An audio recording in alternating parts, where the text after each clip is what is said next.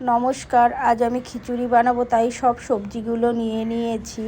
এবার কড়াইতে মুগ ডালটা ভেজে নিয়েছি আর 250 গ্রাম গোবিন্দভোগ চাল নিয়ে নিয়েছি। হাঁড়িতে জল গরম করে তাতে সব সবজিগুলো, চাল আর ডালটা দিয়ে দেব সিদ্ধ হওয়ার জন্য। কড়াইতে তেল আর ঘি গরম করে তাতে শুকনো লঙ্কা, 5 ফোড়ন, গোটা গরম মশলা, তেজপাতা ফোড়ন দিয়ে আদা বাটাটা দিয়ে খানিক কষিয়ে নিয়ে তারপর জিরের গুঁড়ো, ধনের গুঁড়ো, কাশ্মীরি লাল মিরিচ, হলুদ, নুন আর স্বাদ মতো মিষ্টি দিয়ে ভালো করে কষিয়ে নেব। এরপর কিশমিশটা আমি দিয়ে দিলাম। এবার কষানো হয়ে গেছে, ওদিকে হাঁড়িতে সব সিদ্ধ হয়ে গেছে। এবার ফোড়নটা দিয়ে খানিকক্ষণ নাড়িয়ে নিয়ে তারপর ঘি দিয়ে দিলাম। গরম গরম খিচুড়ি এবার আমি পরিবেশন করব।